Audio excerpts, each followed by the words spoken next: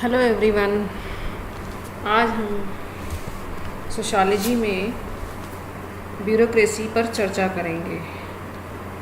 एक समय आपको देखा होगा कि जब एक सामान्य साहूकार किसी बिज़नेस को करता था, वो किसी तरीके के उस समय वो बिज़नेस करता था तो उसको किसी भी तरीके की अधिकारी तंत्र की आवश्यकता नहीं होती थी। इट मीन्स कि जब आफ्टर रेवोल्यूशन के बाद उत्पादन शुरू हुआ, प्रोडक्शन शुरू हुआ, और तब किसी न किसी प्रकार से हमको ब्यूरोक्रेसी की आवश्यकता पड़ने लगी। फिर इंडस्ट्रियल रेवोल्यूशन के पहले भी सरकार के पास जो ब्यूरोक्रेसी थी वो किसी न किसी प्रकार से अवश्य थी, लेकिन उतनी सिस्टमैटिक नहीं थी, उतना उसका आकार विस्तृत नहीं था। और ये सब तथ्यों को देखते हुए अगर हम देखें तो ब्यूरोक्रेसी का मतलब होता है कि इट इज़ अ कंट्रोलिंग और managing a country, company, organisation that is operated by a large number of official employed to follows rule. मतलब ये मैनेज करती है कंट्री को, कंपनी को, कंपनीज को, संगठन को, और ऑपरेट करती है large number of official employed जो कि ब्यूरोक्रेसी के नियमों को फॉलो करते हैं।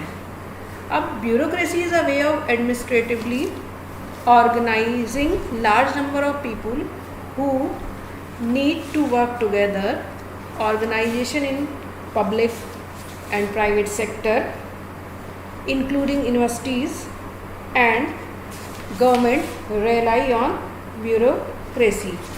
मतलब ये वो शक्ति थी जिसमें आपने देखा होगा कि ये ऑर्गेनाइज करती थी ये लार्ज, बहुत बड़ी तादाद में लोगों को, जहाँ लोग एक साथ मिलकर काम करते थे, और एक साथ जब मिलकर काम करते थे वो ऑर्गेनाइजेशन चाहे पब्लिक सेक्टर की हो या प्राइवेट सेक्टर की होती थी।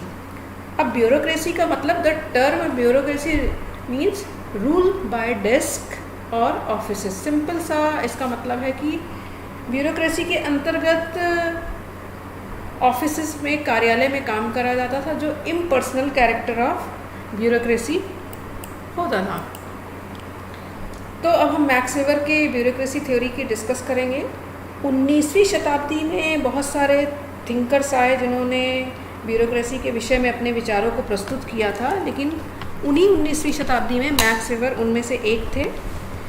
मैक्स वेबर वो पहले विचारक थे, थिंकर थे, जिन्होंने उसकी ओरिजिन या उसके फंक्शन का एनालिसिस नहीं की, बल्कि उसको एक सिस्टमैटिक स्टडी के बारे में उन्होंने प्रस्तुत किया। क्योंकि अगर देखा जाए मैक्स वेबर के अकॉर्डिंग, ये एक जर्मन सोशियोलॉजिस्ट थे, उन्होंने डिस्क्राइब किया था कि ये एक आइडियल कैरेक्टरिस्टिक ऑफ ब्यूरोक्रेसी है and offered an explanation for the historical emergence of bureaucratic institution. मतलब कई बार नौकरशाही एक प्रकार का, इन्होंने कहा था कि वास्तव में जो ब्यूरोक्रेसी है ये एक प्रकार का हायरार्कियल ऑर्गेनाइजेशन है, और ये आज से नहीं, इतिहास से ये चला आ रहा है। मैक्स वेबर ने कहा था, उन्होंने डिफाइन किया था कि bureaucracy sharply distinguish it from other type of organisation based on non-legal form of authority.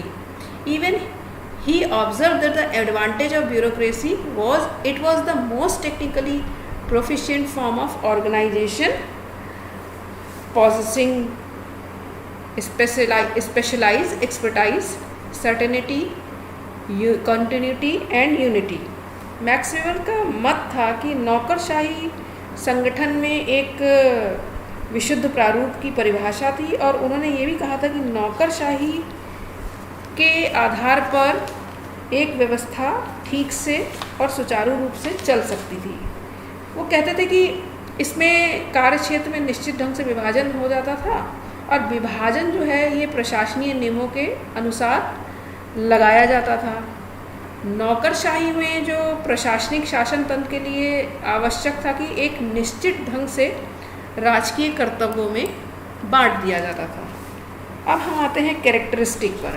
हमारा जो पहला कैरेक्टरिस्टिक है वो है टास्क स्पेशलाइजेशन। इट मीन्स जो उसका व्यक्ति ब्यूरोक्रेसी में जो काम करते थे उनका डिवीज़न ऑफ लेबर उनके स्पेशलाइजेशन पर होता था। इसको और इजी वे में समझा जा सकता है कि ब्यूरोक्रेसी में काम करने वाले जो ऑफिसर्स थे या क्लर्क थे या और स्टाफ था, वो काम करने के क्षेत्र में एक निश्चित रूप से विभाजित हो जाता था और अपने क्षेत्र में काम करने के लिए व्यक्तियों के अधिकार और उनकी शक्ति सेवा नियमों के अनुसार निश्चित हो जाती थी। मतलब पूरे ऑफिस को विभिन्न भागों में निश्चित सेवाओं और उसके अधिकारों में बांट दिया जाता था और जब भी कोई प्रॉब्लम पर निर्णय लेने का अधिकार उन व्यक्तियों के पास होता था, उनका भी पहले से निर्धारण कर लिया जाता था और एक दूसरे से आपसी सहयोग में कार्यालय में, ऑफिस में उस गोल को प्राप्त करने के लिए लग जाया जाता था। फिर हम बात करते हैं हायरार्किकल लेयर ऑफ अथॉरिटी की।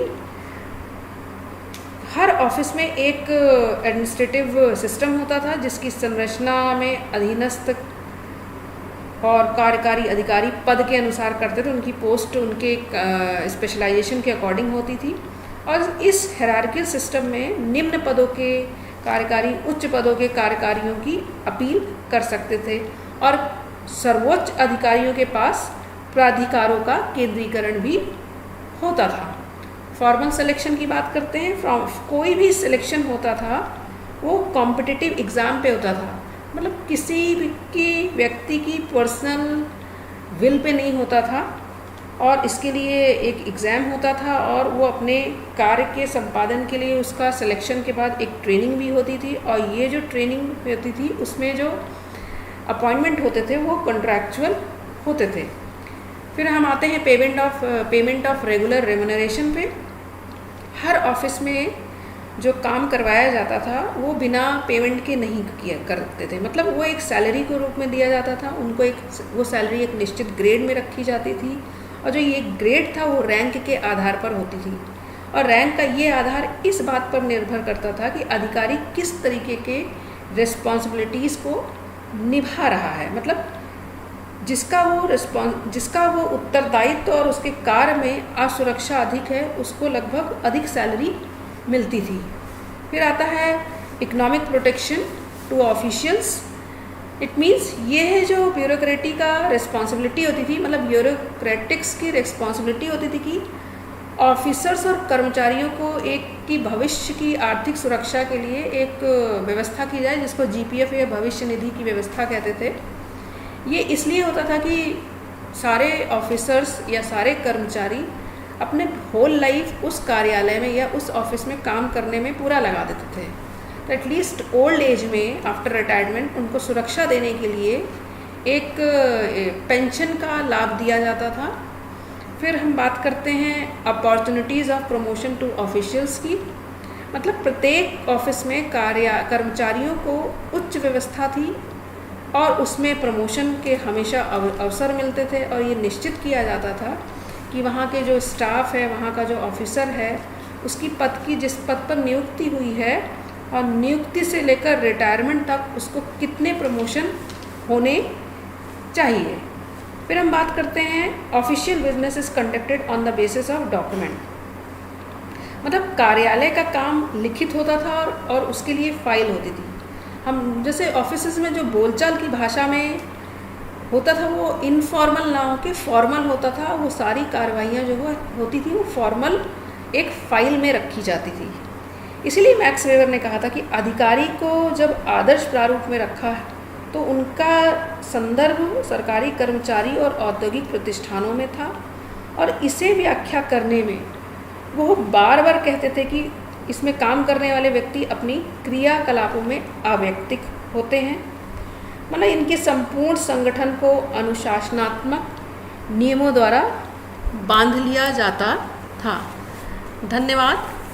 आशा करते हैं कि आपको ये अच्छा लगा होगा। यदि आपके कोई सुझाव होते हैं तो वो हमें